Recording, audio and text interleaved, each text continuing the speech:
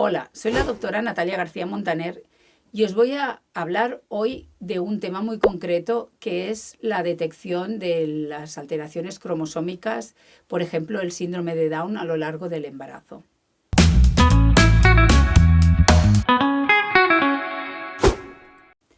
Para hablar sobre este tema, os quiero hacer una introducción para que podáis entenderlo claramente sobre qué son los cromosomas.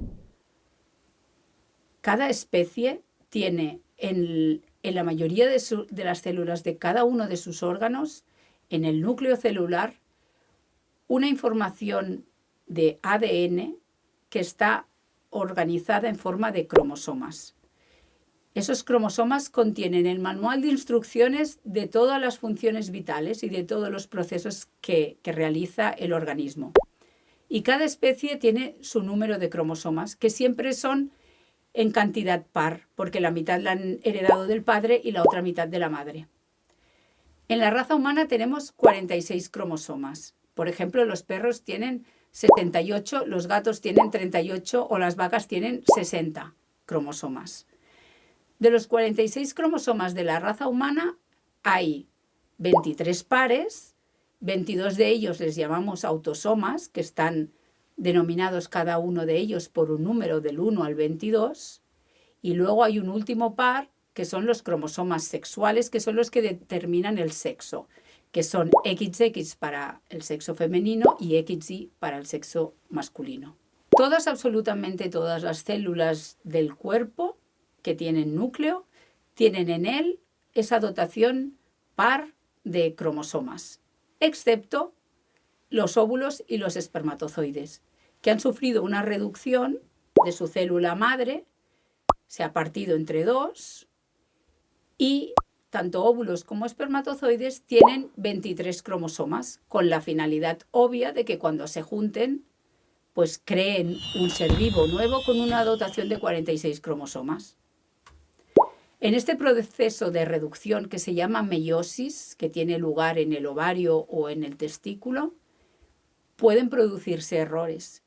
Si hay un error, puede ser que una célula con 46 cromosomas se divida en dos, una de 22 y una de 24. Ni la de 22 ni la de 24 son normales, que cuando se junten con el otro gameto, sea espermatozoide o óvulo, de 23 cromosomas, darán lugar a un individuo con 45 cromosomas o 47.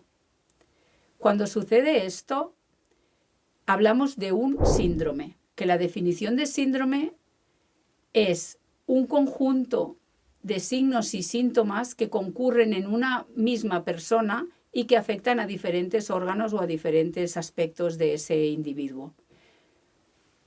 Cuando los cromosomas de un individuo no son pares, no es la fórmula normal, podemos hablar de trisomías cuando hay uno de más o de monosomías cuando hay uno de menos.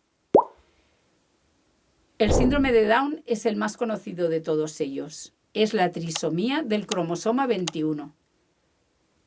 Los niños y niñas con síndrome de Down han heredado por parte del padre o de la madre 2 cromosomas 21 en lugar de 1 más 1 del otro progenitor y juntan 47 cromosomas. El 21 es el que está de más. Esto tiene como consecuencia, pues todos sabemos, afectaciones a nivel físico en la forma de la cara, por ejemplo, la posición de los ojos, de las orejas, una flacidez muscular, talla baja, manos pequeñas, pies pequeños, retraso mental, manera de comportarse quizás diferente y anomalías cardíacas. Todo este síndrome es el síndrome de Down por una trisomía del cromosoma 21. ¿Es el único síndrome que se da? No, ni muchísimo menos. Cualquiera de los 23 cromosomas puede estar de más o de menos en un embrión. ¿Pero qué sucede? Que la mayoría de anomalías cromosómicas dan como lugar individuos que ya no pueden sobrevivir o incluso no pueden llegar ni a formar un embrión viable. Por tanto, son embarazos que no llegamos nunca a conocer. Y entonces los hay que tienen esa característica de que permiten un individuo que tenga cierta vida, como es el cromosoma 21, por ejemplo, o la trisomía del cromosoma 13 o del cromosoma 18, que son el síndrome de Edwards y Patau. Estos síndromes son mucho más complejos todavía que el síndrome de Down, permiten fetos viables que pueden sobrevivir a lo largo de toda la gestación, incluso recién nacidos, con patología muy compleja y que tienen una muy escasa tasa de supervivencia más allá de un año. No suelen sobrevivir. En cuanto a trisomías o monosomías que podemos encontrarnos que tienen una buena supervivencia, las hay las que afectan a los cromosomas sexuales. Por ejemplo, hay niñas que en lugar de tener 2 cromosomas X tienen solamente 1. A estas niñas tienen una serie de afectaciones que se llama síndrome de Turner. Tienen talla baja, tienen como una forma diferente del cuello, se le llama cuello alado, pues tienen como una forma diferente a nivel del cuello. Suelen tener un desarrollo intelectual normal, a veces algún tipo de dificultades de aprendizaje, de concentración o trastornos tipo trastorno de déficit de atención. Y una cosa que tienen todas las niñas es una anomalía en el funcionamiento de sus ovarios, reglas que pueden ser irregulares o no tenerlas, y son estériles.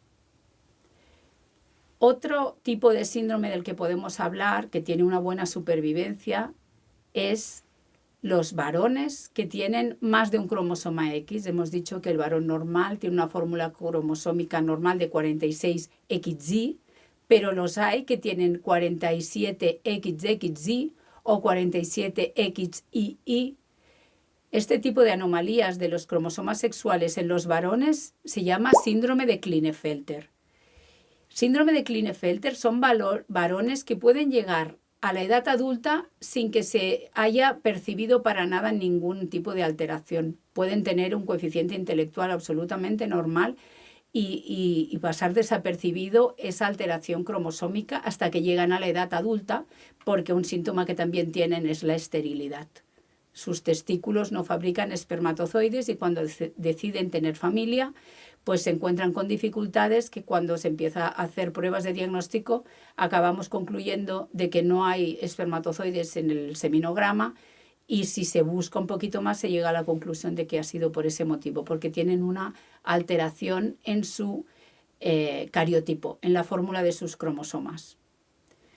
Después hay otro tipo de síndromes genéticos también, que ya no son tan conocidos, que son síndromes en los que simplemente falta un pequeño fragmento. No es que esté un cromosoma completamente duplicado o que falte por completo un cromosoma, sino que un trocito pequeño de la información que contiene determinado cromosoma está de más o está ausente. Esto se le llaman síndromes de microduplicaciones o microdelecciones.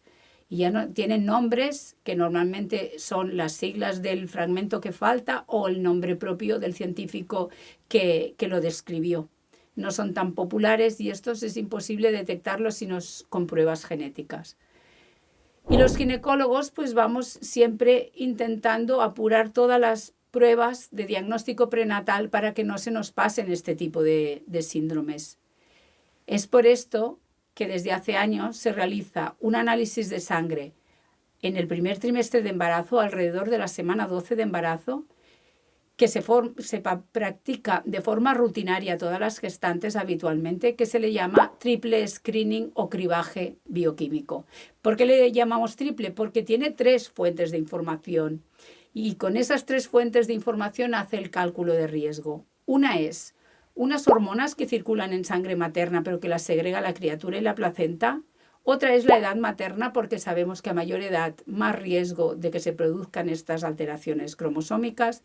Y por último, un dato ecográfico que medimos en la ecografía de la semana 12. Este dato se llama translucencia nucal.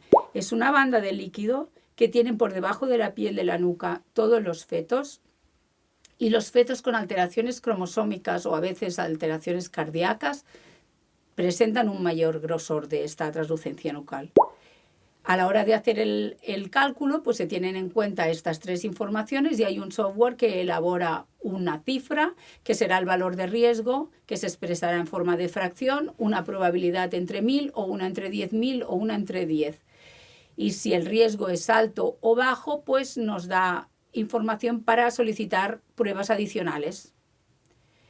Existe otro tipo de prueba que nos permite diagnosticar las alteraciones cromosómicas y los síndromes de microdelección o microduplicación, que estos, el cribaje bioquímico no los puede detectar, que se llama test prenatal no invasivo. Es no invasivo porque hasta ahora la única manera que teníamos de diagnosticar con cierta seguridad las anomalías cromosómicas era mediante pruebas invasivas. La amniocentesis, que consiste en pinchar a través del abdomen materno el útero y aspirar una cierta cantidad de líquido amniótico y analizar las células fetales, cuántos cromosomas tienen, o la biopsia corial, que es también otra prueba invasiva que lo que hace es tomar una muestra de un pequeño trozo de tejido de la placenta y también analizar cuántos cromosomas tiene. Este test, que es más reciente, se llama test prenatal no invasivo porque consigue la muestra periférica de sangre materna y ahí puede aislar pequeños fragmentos de ADN que son ADN fetal, que realmente no son exactamente del feto, pero que son de la placenta, que tiene el mismo, en condiciones normales, tiene el mismo ADN que el feto. Y podemos llegar a cuantificar la cantidad de cada uno de los cromosomas que tiene ese material fetal. Por tanto, prácticamente diagnosticar con una fiabilidad superior al 99% si ese feto tiene sus cromosomas en la fórmula normal o presenta alguna anomalía. Estas 2 pruebas se realizan durante el primer trimestre y son pruebas que nos permiten completar el diagnóstico prenatal de los fetos. Espero haberte ayudado a entender cómo funciona y por qué pedimos todas estas pruebas. Pero me gustaría lanzar un mensaje de calma de que, por suerte, la inmensa mayoría de las pruebas que realizamos a este respecto resultan normales y simplemente las hacemos para confirmar normalidad, no por sospecha de patología. Así que si estás embarazada, sigue el consejo de tu ginecólogo o comadrona y si no lo estás, espero que te haya servido para entender cosas que igual no sabías. Nos vemos en el próximo vídeo. ¡Salud!